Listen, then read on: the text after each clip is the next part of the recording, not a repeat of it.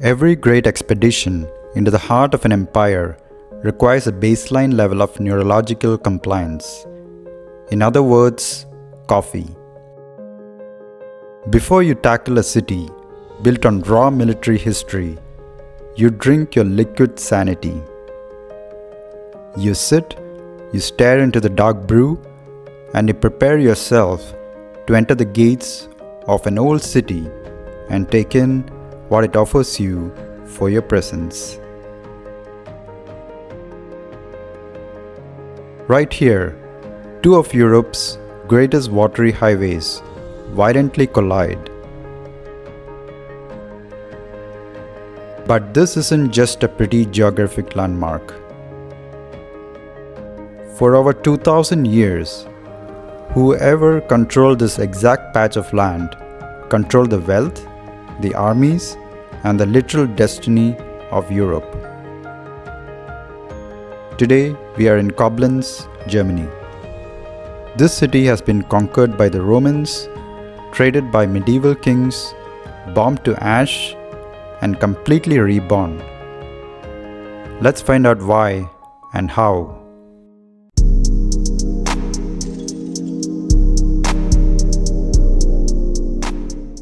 In 55 BC, Julius Caesar marched his legions to this very spot. Recognizing the tactical insanity of leaving a double river junction unguarded, the Romans built a massive fort named Castellum apud Confluentis, or the fort at the confluence.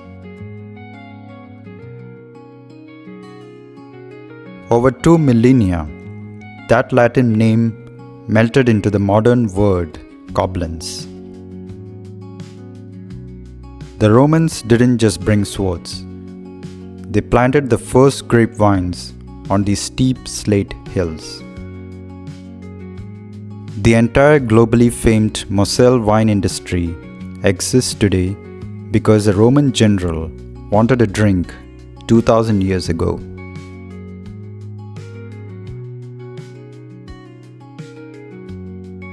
This isn't a city that happened by accident.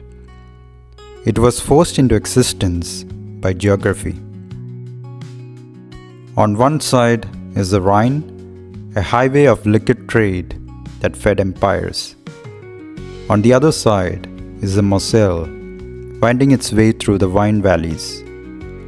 Koblenz sits directly in the crosshairs of their collision.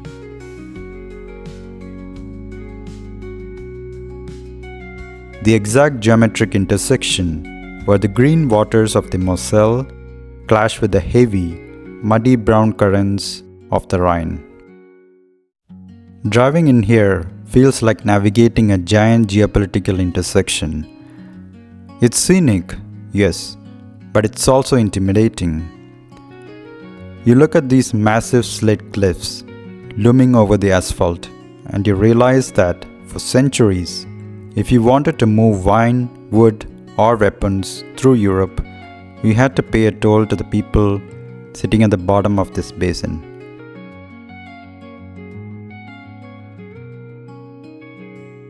To see its physical manifestation, you walk to the very tip of the arrow, the Deutsches Eck, or the German corner.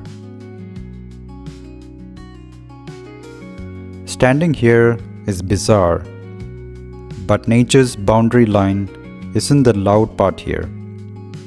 The loud part is the horse.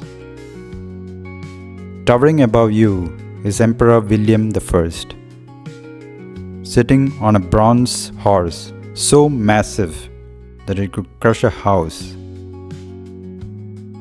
This monument is 37 meters tall. It was built in 1897 to celebrate the unification of the German Empire. It's loud, it's dramatic, and it has an incredibly chaotic history.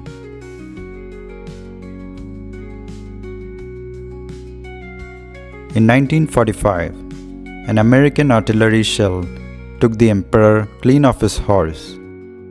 For decades during the Cold War, the empty stone plinth stood as a silent monument to a divided nation. Then, in 1993, they cast a brand new 3-ton bronze emperor, brought in a massive crane, and popped him right back on his saddle.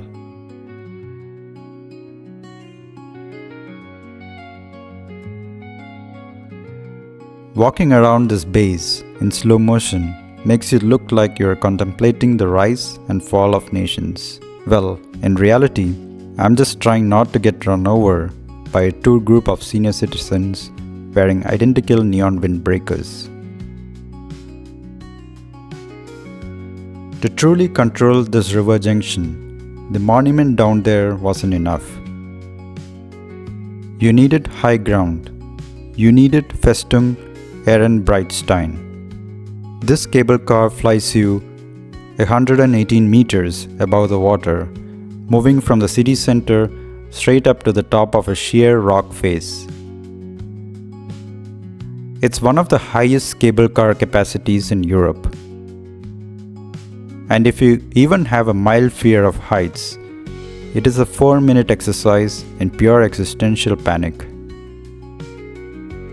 When you step off onto the ridge, you're standing in the second largest preserved fortress in Europe.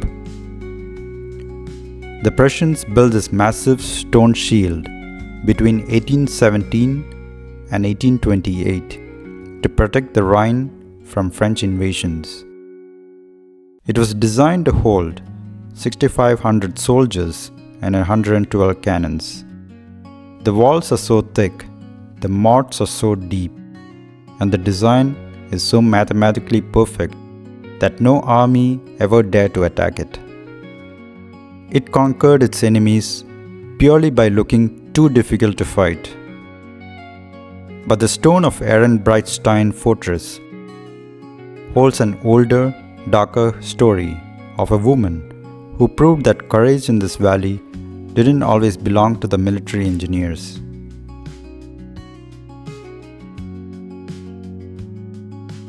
In 1632, during the horrific turbulence of the 30 Years' War, the fortress below was held by French troops, while Swedish forces besieged the surrounding hills. The city below was starving, caught in a vice grip of dynamic warfare. Enter a local woman named Cecilia von Ehrenbreitstein, the daughter of a humble weaver.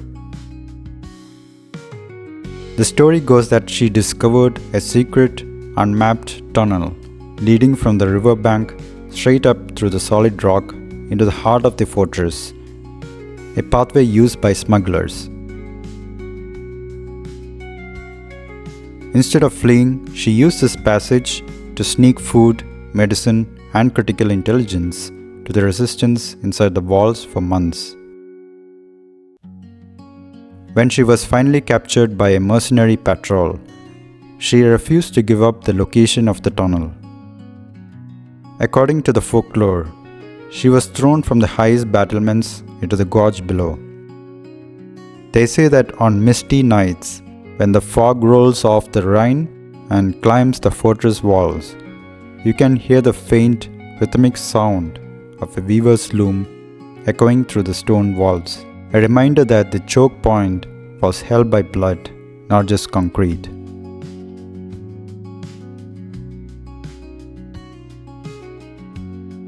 After a grueling campaign of walking through military history and climbing old battlements, the modern explorer demands a tribute.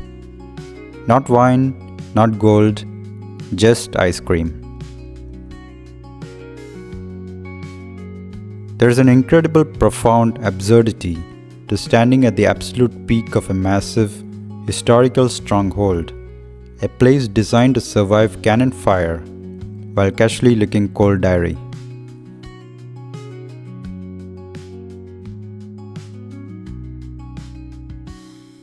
The glass box drops you back down to sea level where you get those stunning views in reverse.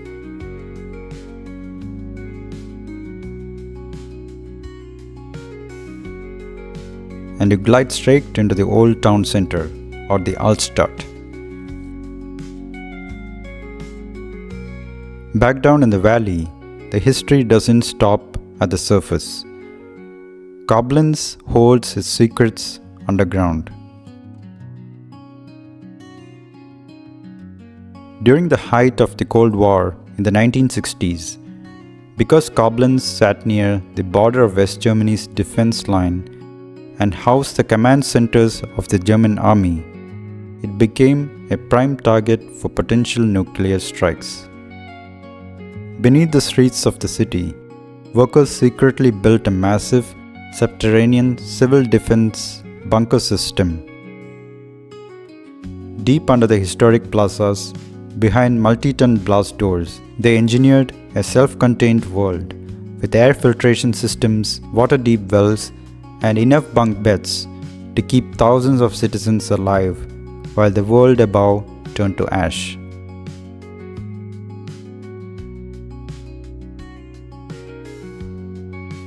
It's an incredible contrast. You walk through these beautiful, quiet plazas where people are casually eating gelato and sipping coffee, entirely oblivious to the fact that just 30 feet beneath their tables sits a massive concrete tomb built for the apocalypse. Koblenz is like a beautiful theater stage where the basement is filled with historical anxiety. This is where Koblenz sheds its military uniform and shows its true aged texture. The streets narrow, the timber frames and baroque doorways lean inward. Because the city was heavily flattened in the 1940s, walking through these surviving blocks feels like navigating a puzzle where the pieces of different centuries don't quite line up. As you drift deeper into the squares of the Altstadt, you stumble upon the Historiensäule at Platz.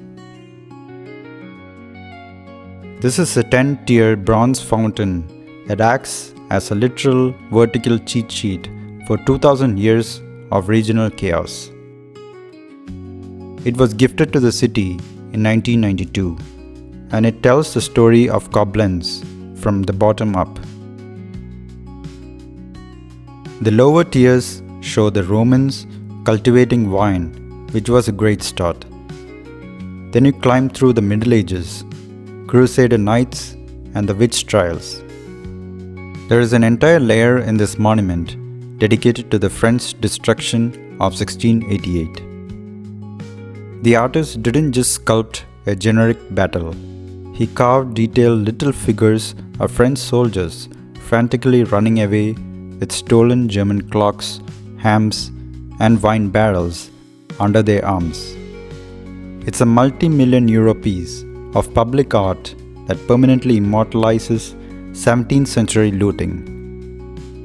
And then, right at the top, the column finishes with images of the city being flattened by World War II bombs, followed by a tiny, modern skyline representing the rebuild. It's an incredibly dense, beautifully bizarre totem pole of human resilience, survival, and petty historical grudges.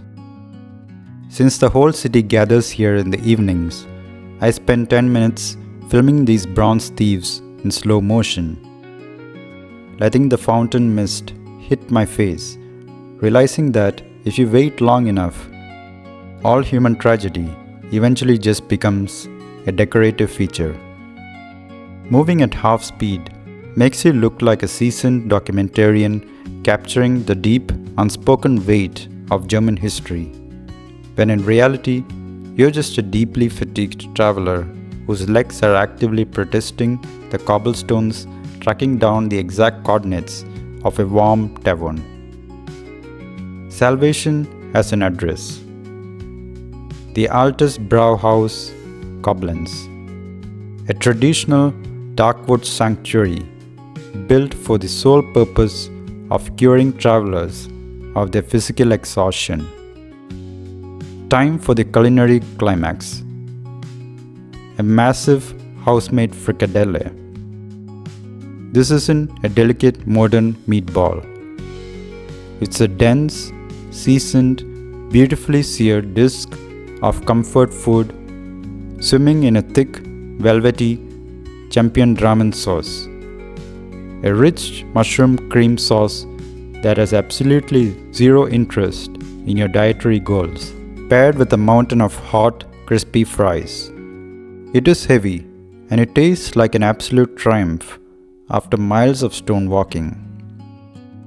It's a chaotic pairing. Classic German hunter-style comfort food, washed down with a refreshing, modern, botanical remedy. But sitting here under the copper brewing kettles from the 16th century, it makes perfect, undeniable sense. As the sun dips down the volcanic hills of the Eifel and the lights of the great fortress turn on high above the water, you understand why this place endures. Koblenz is a monument to the collision of forces. It's where nature's rivers meet human ambition. It's a town that was fortified by Prussians, bombed by Americans, occupied by the French, and anchored by the sheer stubborn survival of its own people. We live in a world of flat screens and digital noise, but here, both history and geography takes your attention. It feels as though the city is holding your hand and taking you around its past, while making you feel safe and a part of it.